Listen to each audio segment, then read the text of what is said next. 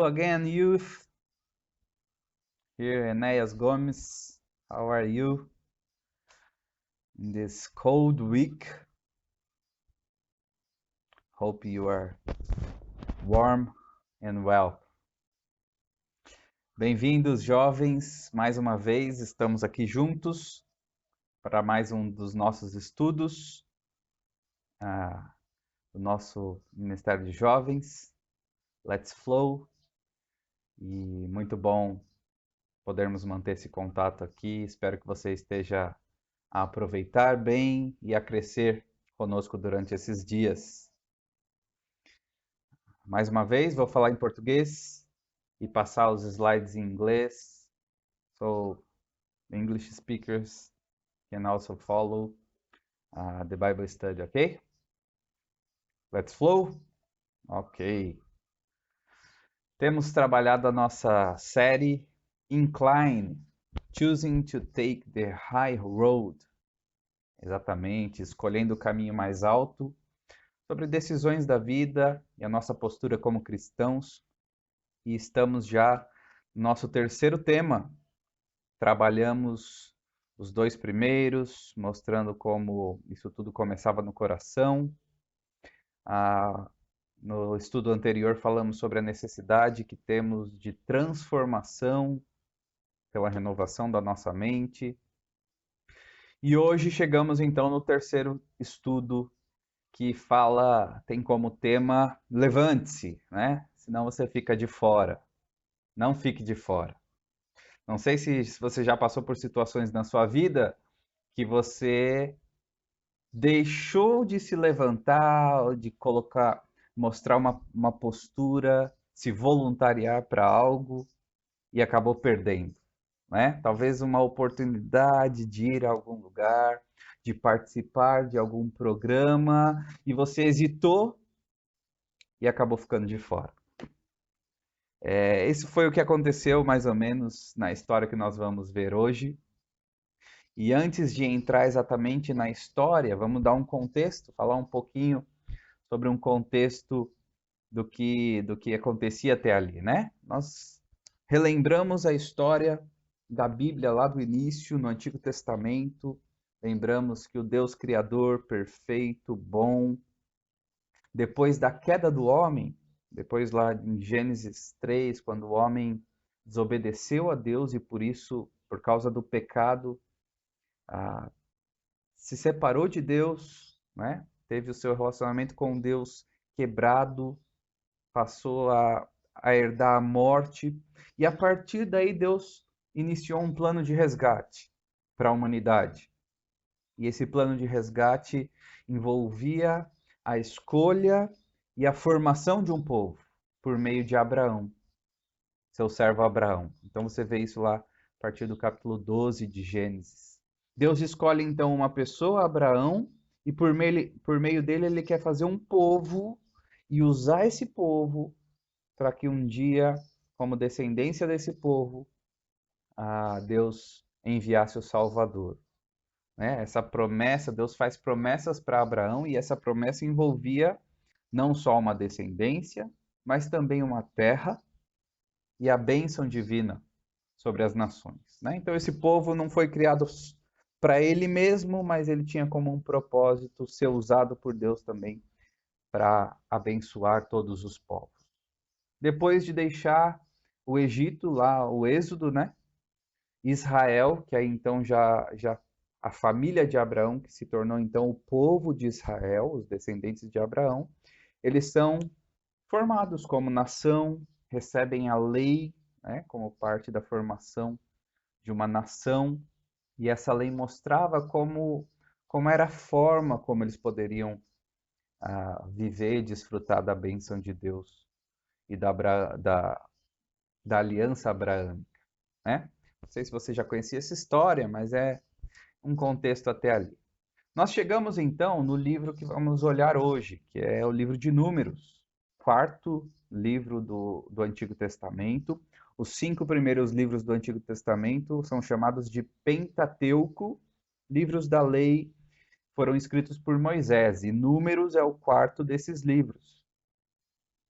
Nesse livro, o povo, que é um livro histórico, como nós vamos ver, o povo ele está a caminhar pelo deserto, esperando o momento de herdar a terra prometida, que é a terra que Deus havia prometido desde lá de Abraão, né? Esse livro tem a curiosidade é que ele tem algumas vezes a contagem do povo, e por isso é conhecido com esse nome, o livro de Números, né? Interessante. É um livro histórico, ou seja, conta uma história real, e o foco desse livro é no estabelecimento de Israel, desse povo, e como é esse povo, sem necessidade, ele atrasou a, toda uma geração, né, de herdar a terra por causa da disciplina de Deus contra a sua incredulidade e a sua rebelião. O povo era para entrar, Deus estava oferecendo a entrada na terra, uma terra boa, mas esse povo se rebela contra Deus e por isso toda uma geração tem que esperar e andar no deserto como disciplina de Deus, né? Apesar disso, o autor ele não enfatiza tanto os erros dessa geração, mas ele continua, o foco dele está na graça de Deus, está no plano de Deus para Israel, que continua, apesar dos erros, as falhas do povo de Israel, Deus continua sendo fiel e continua tendo um plano para a humanidade. É muito interessante isso, né? Se nós fôssemos colocar a mensagem do livro resumido, seria esse aqui, um teólogo. Cópia ali não é o policial, tá bom? São as iniciais de um teólogo chamado Carlos Oswaldo Pinto, que diz assim: o estabelecimento de Israel é a mensagem do livro. O estabelecimento de Israel como nação na terra prometida, sob a autoridade do próprio Deus, foi atrasado, né? Por causa da incredulidade e rebelião do povo contra Deus e contra os líderes que Deus havia apontado. Se você quer lembrar, né, sobre esse livro, qual é o tema e qual é a frase, eu aqui com as minhas crianças temos estudado o Antigo Testamento e memorizamos uma frase e um tema, junto com um gesto de cada livro. E Números, o tema seria assim, ó, andando no deserto. Faz aí, isso, andando no deserto. Nos lembra que foi basicamente o que acontece durante esse livro, né? E a frase diz assim: em números o povo anda por não crer no que Deus manda. Então eu te convido a hoje sair um pouquinho aí da quarentena, entre aspas, aproveitar que está um pouco frio ainda e fazermos uma caminhada, né? Neste livro, olhando para uma história, buscando aprender dele. Tá bom? Vamos juntos? Então, se você tem aí a sua Bíblia, abra comigo, que nós vamos ver alguns versículos nesses dois capítulos, capítulos 13 e 14 de Números. Eu quero orar rapidamente, pedir a graça de Deus sobre nós. Feche os seus olhos. Senhor Deus, nós te agradecemos pela oportunidade de abrirmos a tua palavra mais uma vez, podermos aprender dela. Nos ajude, nos guie durante esse tempo aqui. Em nome de Jesus, amém. Amém. Números, capítulo 13 e 14. Então, olha só, no capítulo 13, nós vemos aí logo no início que Deus dá algumas instruções muito claras para Moisés. Olha só os versículos 1 e 2. Você pode acompanhar em inglês ou em português, conforme você tiver a sua Bíblia aí. Diz assim: e o Senhor disse a Moisés: envia alguns homens em missão de reconhecimento à terra de Canaã, terra que dou aos israelitas. Envie um líder de cada tribo dos seus antepassados. Então, essa foi a tarefa, né? Uma tarefa clara dada por Deus a Moisés. Ele deveria selecionar homens, um pequeno grupo, para espiarem a terra prometida que eles iam entrar. para isso ele selecionou então um, um líder de cada tribo, né? De cada família de Israel, chamada tribo, e um dos personagens que nós vamos focalizar mais hoje é o exemplo de Caleb. E Caleb era então o escolhido para representar a sua tribo, né? Que era a tribo de Judá. Você vê aí nos próximos versículos 3 até o 16, fala quem são essas pessoas. No meio desses espias aí tinha Caleb, representando a tribo de Judá, e tinha um tal de Oséias, Oséias da tribo de Efraim, depois teve o seu nome mudado para Josué. Josué, você provavelmente lembra dele, tá bom? Ok, primeira coisa que nós vemos então é que essa tarefa envolvia uma tarefa de reconhecimento. O que é esse reconhecimento, né? Em inglês aí essa palavra é a abreviação para esse reconhecimento e é você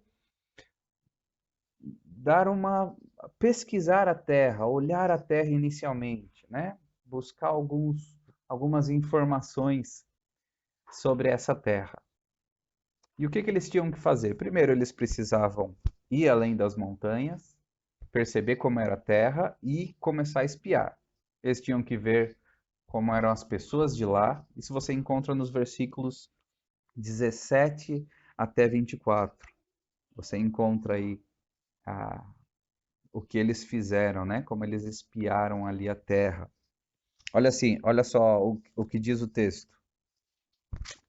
Capítulo 13, versículo 17, diz: Quando Moisés os enviou para observar em Canaã, disse: Subam pelo Neguebe e prossigam até a região montanhosa. Vejam como é a terra e se o povo que vive lá é forte ou fraco. Se são muitos ou poucos, se a terra em que habitam é boa ou ruim, se as cidades em que vivem são cidades sem muros ou fortificadas, se o solo é fértil ou pobre, se existe ali floresta ou não. Sejam corajosos, tragam alguns frutos da terra. Era a época do início da colheita das uvas, né? Então eles deveriam olhar a terra, eles deveriam testar a terra, né? Checar ali se era boa para cultivo, o que eles precisariam para uma estrutura para se estabelecer ali. Foi interessante, né? Quando eles foram, eles encontraram um cacho de uvas muito grande. Continua a história dizendo, né, que 2 deles tiveram que carregar aquele cacho de uvas. E eu pesquisei, dei um Google aí para pesquisar qual era o recorde mundial, o maior cacho de uvas registrado ali no Guinness Book.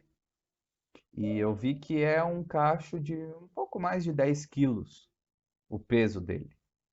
Então, provavelmente, esse cacho de uvas que os espias encontraram ali na Terra Prometida provavelmente ia bater o recorde mundial, né? Precisou de 2 pessoas para levarem, para carregarem esse cacho. Devia ser realmente grande. E o que que isso mostrava? Isso mostrava que realmente a terra era boa. A terra que Deus havia prometido para eles era uma terra boa, né? Eles podiam confiar e perceberam que realmente o que Deus tinha prometido era algo muito bom. Eles tinham que então reconhecer, observar, ver o que estava acontecendo, né? Então, eles ficaram lá 40 dias e depois voltaram para dar o seu relatório. Então, entramos então na segunda parte desse texto, né? Que é não só o reconhecimento, mas o reporte, o relatório que o povo deu. Como é que eles reagiram a isso? Como é que eles viram tudo o que tinha acontecido ali? E aí, a partir do versículo 25, ou vamos ler até a partir do versículo 26, né? Que ele fala como é que eles reagiram. Ele diz assim: Eles então retornaram a Moisés e a Arão e a toda a comunidade de Israel em Cádiz, no deserto de Parã, onde prestaram relatório a eles e a toda a comunidade de Israel, e lhes mostraram os frutos da terra. E deram o seguinte relatório a Moisés: Entramos na terra a qual você nos enviou, onde há leite e mel com fartura.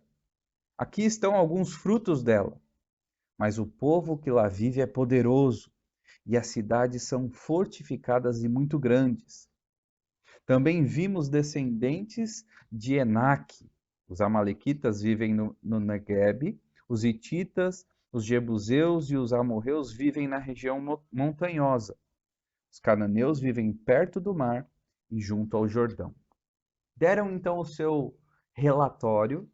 O interessante é que os espias perceberam que a terra era próspera, mas qual foi a reação deles, né? Como é que eles viram aquela terra?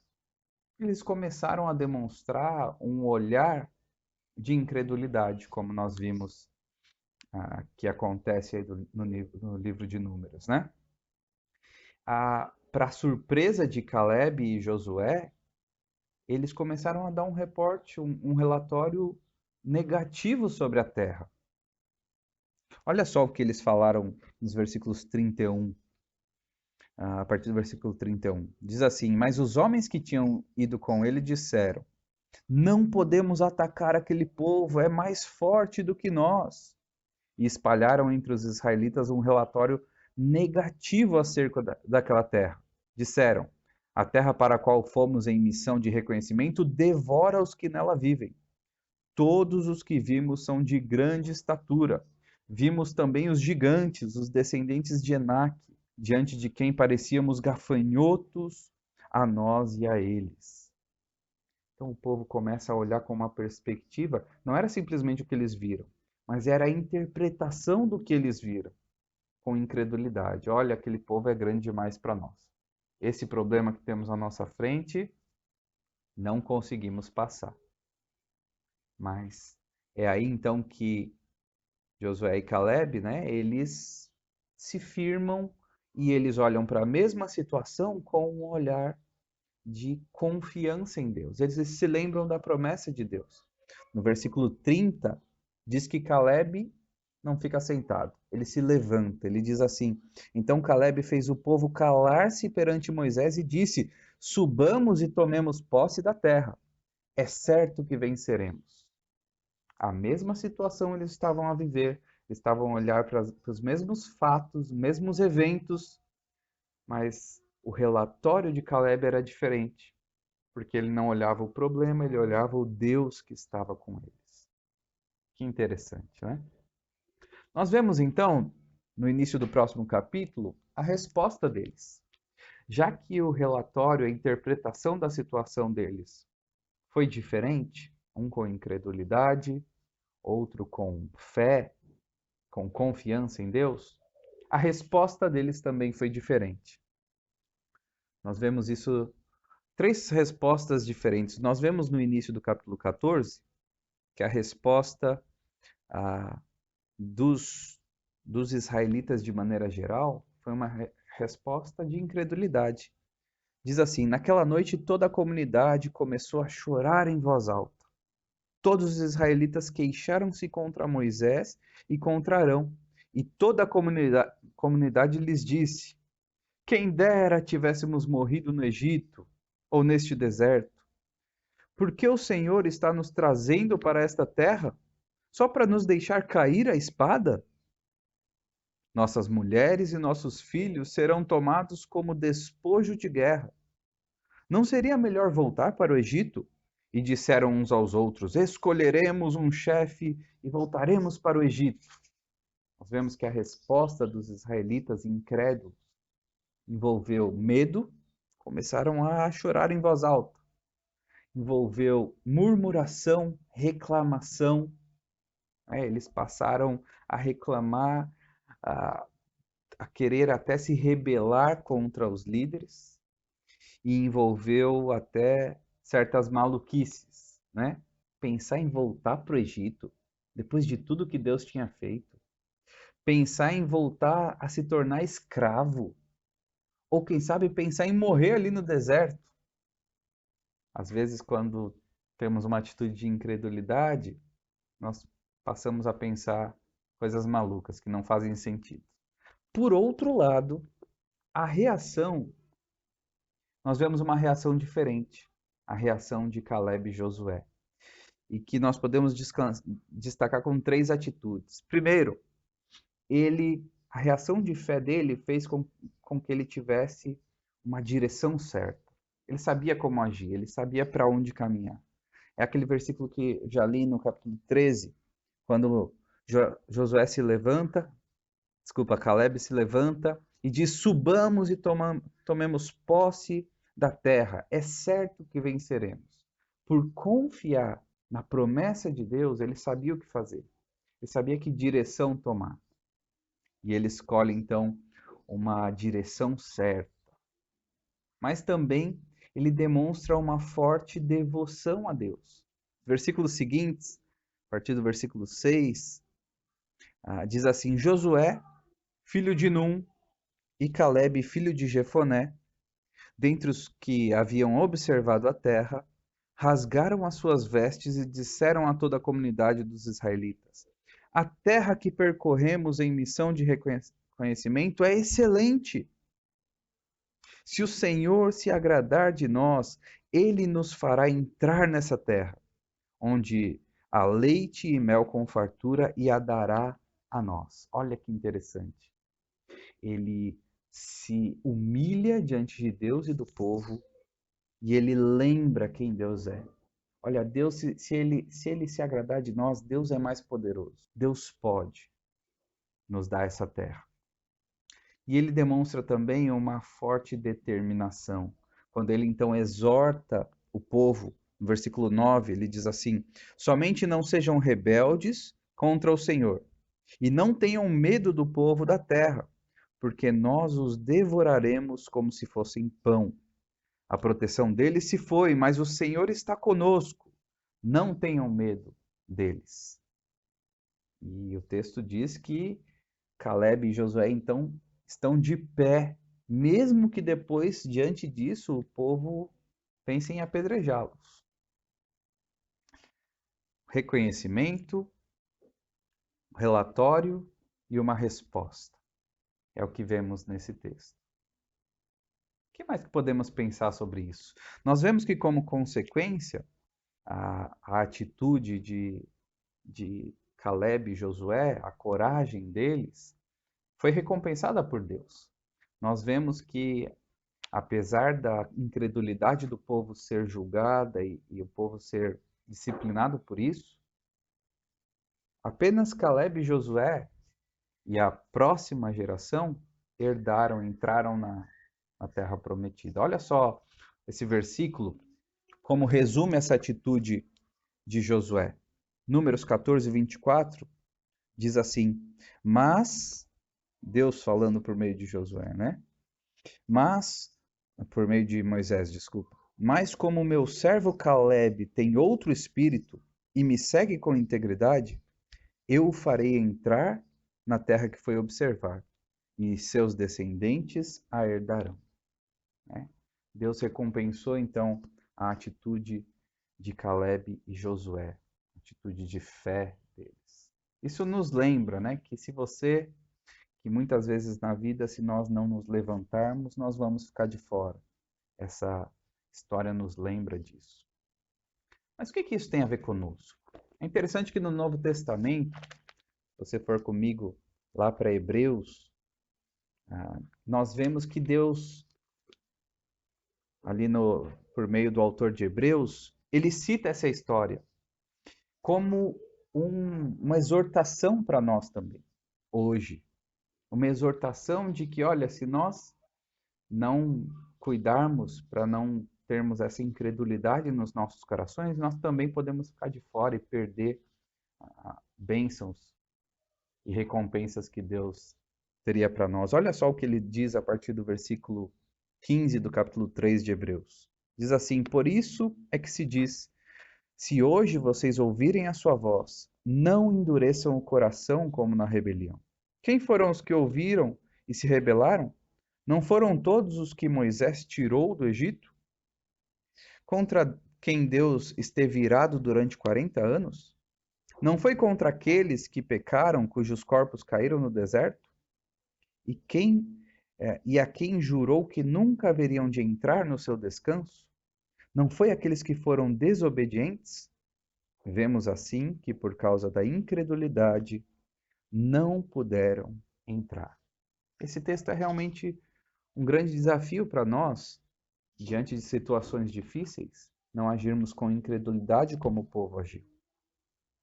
Mas é interessante que, e aí, então, Enéas, o que eu devo fazer? É só então buscar essa integridade que, que Josué e Caleb tiveram, e eu, pelas minhas próprias forças, então, me levantar e fazer a diferença? Não.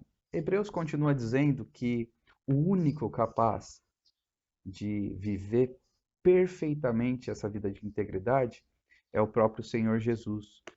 No capítulo 4, a partir do versículo 14 e 15, diz assim: Portanto, visto que temos um grande sumo sacerdote que adentrou os céus, Jesus, o Filho de Deus, apeguemo-nos com toda a firmeza à fé que professamos. Pois não temos um sumo sacerdote que não possa compadecer-se das nossas fraquezas, mas sim alguém que, como nós, passou por todo tipo de tentação, porém sem pecado. Só Jesus conseguiu viver essa plena integridade diante das dificuldades.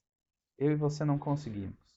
Mas nele nós podemos encontrar graça, força, para então reagir não com incredulidade, mas com integridade. Olha o versículo 16, o que diz: Assim, aproximemo-nos do trono da graça com toda a confiança, a fim de recebermos misericórdia e encontrarmos graça que nos ajude no momento da necessidade.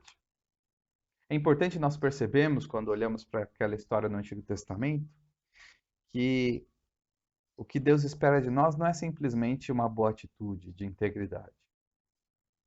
A história lá de Israel nos mostra que nós precisamos mais do que simplesmente integridade. Nós precisamos de um Salvador, em quem essa integridade é possível. Precisamos de Jesus. Precisamos nos humilhar a Ele para que Ele nos capacite para agir diferente diante das situações. Tenho 3 sugestões aí de como nós podemos também, pela graça de Deus, firmados em Cristo Jesus, agir diferente, seguindo o exemplo de Caleb e Josué. Primeiro, por exemplo, nos manter firmes e positivos diante de uma situação, ao invés de nos deixarmos levar por reclamações. A situação que vivemos hoje é uma situação, é um fato. Passamos por problemas e na vida inteira vai ser assim. Podemos reconhecer isso. Mas como é que vamos relatar? Como é que vamos olhar para essa situação? Como é que vamos reagir, a nossa resposta diante disso? Vai ser como o povo de Israel, que por causa da sua incredulidade, não confiança em Deus, passou a reclamar? Ou será que nós vamos ter, como Josué e Caleb, uma atitude positiva, uma atitude de confiança em Deus, em meio à dificuldade? Outra ideia é, será que vamos nos levantar em coragem no momento que precisamos, ao invés de nos manter sentados na nossa zona de conforto? Quais são algumas atitudes difíceis que Deus está a pedir que você tome para demonstrar que confia nele hoje? E por último, será que nós vemos ali que o relacionamento entre Josué e Caleb foi também algo importante nesse momento. Eles levantaram juntos. E será que nós vamos, então, nos levantar com bons amigos, ao invés de nos juntar com a multidão que está fazendo tudo errado? Imagina milhares de pessoas, como era aquele povo, milhões de pessoas provavelmente, como era aquele povo de Israel que havia saído do Egito, eles todos indo contra, se deixando levar pelo relatório negativo dos espias, da maioria dos espias. E imagina então só Caleb e Josué se levantando contra isso. Será que você tem essa coragem? Será que você está se juntar com as pessoas certas que estão se levantando pela coisa certa? Esse é um desafio para nós, né? Nesse nosso tema Incline, nós muitas vezes seremos incentivados pelo mundo a pegar a, a estrada mais leve, fazer o que todos fazem. Mas nós vemos hoje que é importante que nós não fiquemos sentados para não ficar de fora. Nós precisamos nos levantar e, e então nos posicionar diante de Deus. Pela graça de Deus, pela graça de Cristo Jesus, que encontramos em Cristo Jesus, nós podemos fazer a diferença. Esse é o meu desafio para nós hoje. E que Deus nos abençoe e nos ajude a viver isso. Valeu. Até a próxima. God bless you.